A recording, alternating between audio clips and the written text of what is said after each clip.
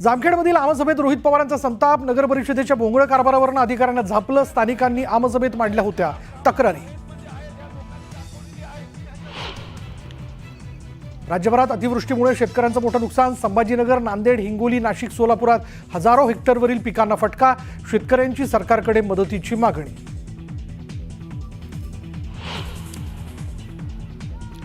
कांद्याला कवडीमोल भाव मिळत असल्यानं शेतकरी आक्रमक। येवल्यात नाशिक छत्रपती संभाजीनगर महामार्गावर रास्ता रोको, तर मालेगाव सुरत महामार्गावर ही रास्ता रोको करत घोषणाबाजी।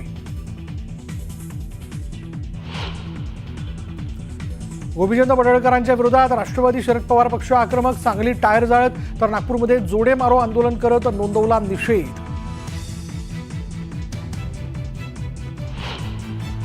संजय राऊतांना धमकी देणाऱ्या राजेश मोरेंच्या विरोधात उभाटाच्या महिला पदाधिकारी आक्रमक महिलांकडून मोरेंच्या विरोधात जोरदार घोषणाबाजी।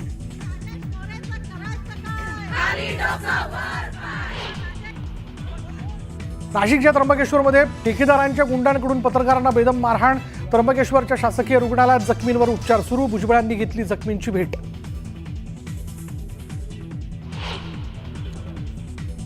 कुंभमेळ्याच्या समितीवरनं साधू महंतांमध्ये नाराजी, नाशिक आणि त्र्यंबकेश्वर मधील साधू महंतांची तातडीची बैठक, शासनानं समिती स्थान न दिल्यानं नाराजी।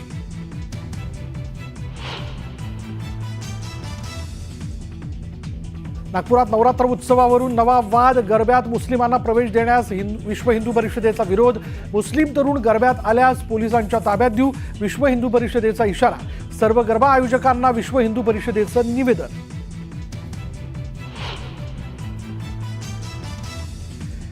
H1B व्हिसाधारकांनी आज 24 तासांच्या आत अमेरिकेत परत या, मायक्रोसॉफ्टच्या कर्मचाऱ्यांना सूचना, H1B व्हिसाची फी $1,00,000 करण्याचा ट्रम्प यांचा निर्णय। आणि जळगावात सोन्याच्या दराला झळाळी, प्रति तोळा सोन्याचा दर $1,14,300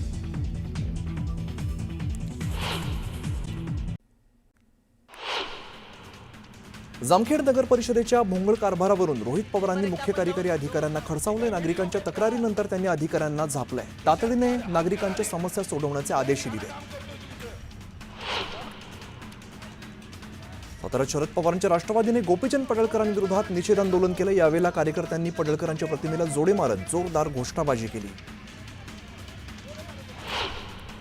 कुठल्या पक्षात गोपीचंद पडळकरांचा अहंकार वाढल्याचं वक्तव्य रोहित पवारांनी केलंय। पडळकरांनी जयंत पाटलांबाबत केलेल्या वक्तव्याचा त्यांनी निषेध केलाय।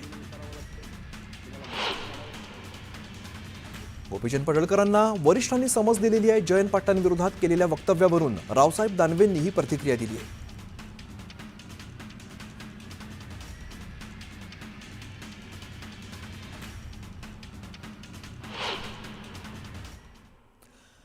दरम्यान आपण थेट दृश्य सोलापूरमधून बघतोय। सोलापूरमध्ये एका मुलीचं रेस्क्यू केलं जात आहे, मुलीला वाचवलं जात आहे, तिकडची आपण थेट दृश्य बघतोय।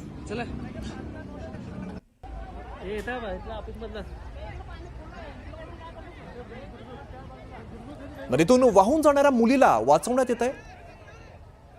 प्रीतम पंडित आमचे प्रतिनिधी आपल्याला अधिकची माहिती देत आहेत। प्रीतम, नदीतून वाहून जाणाऱ्या मुलीला वाचवण्यात येत आहे, तिकडची आपण थेट दृश्य बघतो, काय अधिकची माहिती आहे?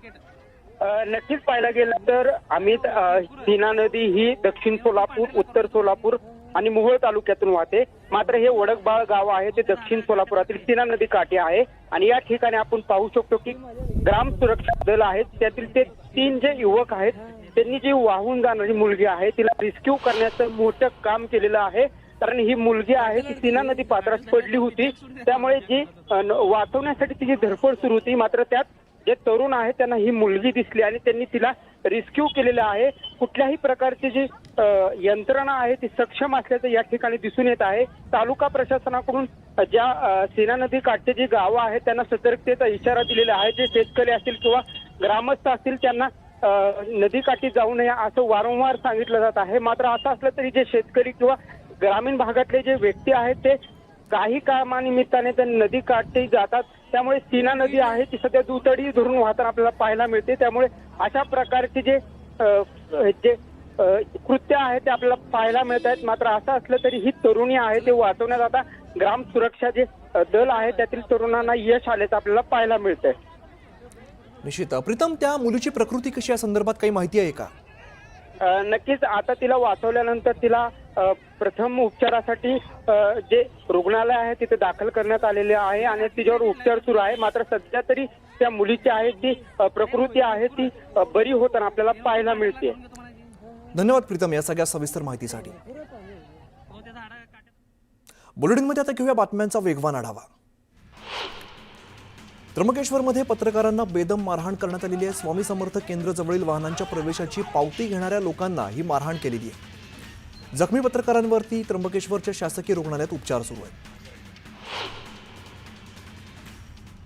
सोलापुरातील एका सराईत गुन्हेगाराने तडीपारीच्या नोटिसीला कोर्टात आव्हान दिलं होतं. कोर्टाने गुन्हेगाराला 1 लाखांचा दंड ठोठावलेला आहे. इब्राहिम खाजा साहब कुरेशी असं या सराईत गुन्हेगाराचं नाव आहे.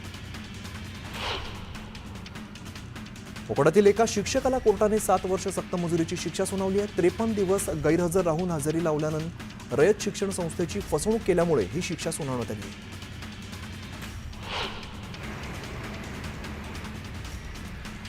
गोंदियामध्ये लाचखोर सहाय्यक अधीक्षकावरती एसीबीने कारवाई केलेली आहे. पेन्शन, रजेचे आणि इतर कामाकरता 1,50,000 रुपये लाचेची मागणी करताना रंगेहात पकडण्यात आलेला आहे. मनोज बाबूलाल जांभुळकर असं अटक केलेल्या अधिकाऱ्याचं नाव आहे. महाड तालुक्यातील कुर्ले गावात भटक्या कुत्र्यांनी 3 ग्रामस्थांवरती हल्ला केला. या हल्ल्यामध्ये 2 महिला आणि 1 तरुण जखमी झालेला. या तिघांवरती माणगाव उपजिल्हा रुग्णालयामध्ये उपचार सुरू आहेत. सोलापुरात झालेल्या अतिवृष्टीमुळे तब्बल 1,66,000 हेक्टरवरील खरीप पिकांचं नुकसान झालंय. पावसाने उघडीप दिल्यामुळे पंचनामे सुरू करण्यात आले असून आठवड्याभरामध्ये नुकसानीचा अंतिम अहवाल येण्याची शक्यता वर्तवण्यात येते. सोलापूर जिल्ह्यात अतिवृष्टीमुळे मोठ्या प्रमाणात नुकसान झालंय. माढा तालुक्यातील सीना नदी काठच्या गावात पूरस्थितीमुळे मोठे नुकसान झाल्याचं आमदार अभिजित पाटलांनी पाहणी करत सरसकट पंचनामे करण्याचे आदेश दिले. नांदेड जिल्ह्यात पूर आणि अतिवृष्टीमुळे मोठ्या प्रमाणात पिकांचं नुकसान झालंय. जिल्ह्यातील तब्बल 7 लाख हेक्टरवरील पिकांचं नुकसान झालं असून शासनानं हेक्टरी केवळ 8,500ची मदत जाहीर केली आहे. मात्र पेरणीचा हेक्टरी खर्च किमान 20,000 येत असल्यामुळे मिळणारी मदत ही तुटपुंजी असल्याने बळीराजा हवालदिल झाला आहे. हिंगोलीच्या सेनगाव तालुक्यात मोठ्या प्रमाणात शेतकऱ्यांनी झेंडू पिकाचं उत्पादन घेतलंय. मात्र सोसाट्याच्या वाऱ्यासह झालेल्या मुसळधार पावसामुळे झेंडू फुलांचं मोठ्या प्रमाणात नुकसान झालंय. अगदी हातातोंडाशी आलेला घास हिरावल्यामुळे शेतकरी हवालदिल झालाय. राज्यभरात झालेल्या अतिवृष्टीमुळे शेतकऱ्यांसह शेतीचं अतोनात नुकसान झालंय. मात्र अद्यापही सरकारकडून मदत जाहीर झालेली नाहीये किंवा पंचनामेही झालेले नाहीये.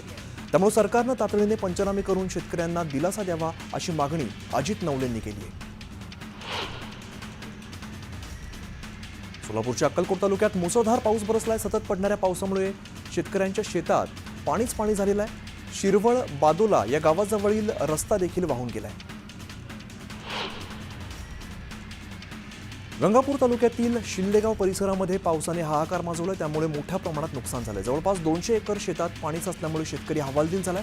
टोमॅटोच्या शेतात सर्वत्र चिखल झाल्यामुळे टोमॅटो पीक पूर्णपणे उद्ध्वस्त झालंय. धाराशिव जिल्ह्याला पावसानं चांगलंच झोडपून काढलंय. त्यामुळे गाजराचं गाव म्हणून प्रसिद्ध असलेल्या भाणगाव या गावातील गाजर उत्पादक शेतकरी आर्थिक अडचणीत सापडलाय. गाजर पिकांचं मोठं नुकसान झाल्यामुळे शेतकरी अडचणीत सापडलाय. अमेरिकन बँकांनी व्याजदरात कपात केल्यानंतर जागतिक बाजारपेठेकडे सोन्याकडे गुंतवणूक करणाऱ्यांचा कल वाढलाय. त्यामुळे सोन्याच्या दरात विक्रमी वाढ होतीये. सोन्याचा प्रतितोळा भाव 1,14,300 रुपयांवरती पोहोचलाय.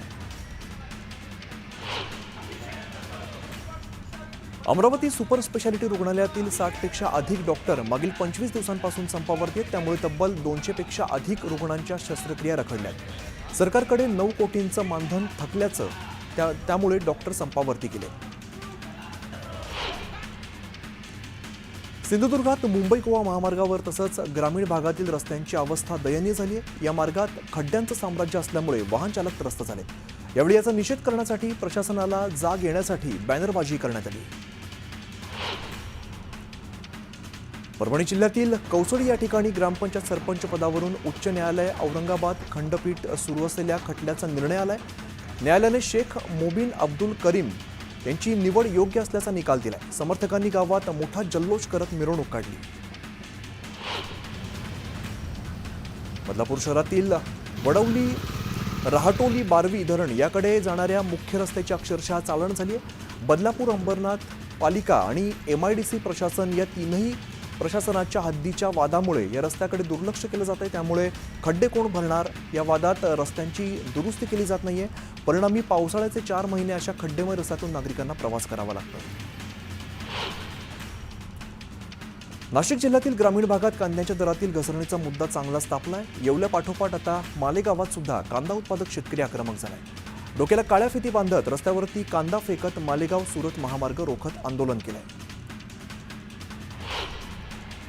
कांद्याच्या भावात घसरण सुरूच आहे। कांद्याला कवडीमोल भाव मिळत असल्यामुळे शेतकऱ्यांच्या संतापाचा उद्रेक झालाय। नाशिक छत्रपती संभाजीनगर महामार्गावरती प्रहार संघटनेच्या नेतृत्वाखाली संतप्त शेतकऱ्यांनी रास्ता रोको आंदोलन केलंय। कांद्याच्या प्रश्नावरती शेतकरी आक्रमक झाले। जिल्ह्याच्या ग्रामीण भागात रयत क्रांती संघटनेच्या कार्यकर्त्यांनी कांद्यांचा ट्रक रोखलाय। नाफेडने खरेदी केलेला कांदा स्थानिक बाजारपेठेत विक्री करू नये अशी मागणी करण्यात आली आहे। यापुढे पुन्हा नाफेडच्या कांद्यांची वाहतूक केली तर ट्रक जाळून टाकण्याचा इशारा दिलाय। अमरावती जिल्ह्यात पावसानं जोरदार हजेरी लावल्यामुळे शेतकऱ्यांच्या पिकांचं मोठ्या प्रमाणात नुकसान झालंय। मात्र नुकसानाची दखल न घेतल्यामुळे शेतकऱ्यांनी अनोखा निषेध केलेला आहे। पिकावरती रोटावेटर फिरवण्यासाठी चक्क कार्यक्रमाचं निमंत्रण पत्रक छापत कृषी विभागावरती संताप व्यक्त केलाय। प्रशिक्षण पूर्ण झाल्यानंतर सहाय्यक पोलीस आयुक्तांच्या बदल्या करण्यात आलेल्या आहेत। यामध्ये संभाजीनगरात 3 सहाय्यक पोलीस आयुक्तांची बदली करण्यात आली आहे। अवघ्या 2 दिवसांवरती आलेल्या नवरात्रोत्सवासाठी देवीच्या मूर्ती तयार करण्याची लगबग देहूतील कुंभारवाड्यामध्ये पाहायला मिळते। शहरातील विविध भागात नवरात्रोत्सवाची तयारी आता जोरदार सुरू आहे। नंदुरबारमधील तळोदा तालुक्यातील आमलाड या ठिकाणी आदिवासी समाजाने रास्ता रोको आंदोलन केलंय। हैदराबाद गॅझेट लागू होणार असल्यामुळे बंजारा आणि धनगर समाजाला आदिवासी आरक्षणात समाविष्ट करू नये अशी मागणी केली आहे। चिपळूण तालुक्यातील शिक्षण विभाग सध्या रामभरोसे आहे। पंचायत समिती चिपळूणमध्ये शिक्षण अधिकाऱ्याचं पद मागील कित्येक वर्षांपासून रिक्त आहे। जे कोणी प्रभारी म्हणून येतात त्यांची लगेचच बदली होते आणि त्यामुळे संपूर्ण शिक्षण विभागाचा कारभार हा कोलमडल्यासारखा झाला आहे। शिर्डीत साईबाबांचं 15 ऑक्टोबर 1918 साली महानिर्वाण झालं होतं। त्यामुळे 15 ऑक्टोबर या दिवसाची नोंद राष्ट्रीय कॅलेंडरमध्ये व्हावी यासाठी दिल्लीतील सिद्धपीठ संस्थेच्या वतीने शिर्डीमध्ये महामंथन पार पडलं। सांगलीत कृषी उत्पन्न बाजार समिती आणि पणन मंडळाकडून फळ महोत्सवाचं आयोजन करण्यात आलंय। सांगलीतील स्थानिक फळांना मार्केट उपलब्ध व्हावं यासाठी जिल्ह्यातील फळ महोत्सवाचं आयोजन करण्यात आलं।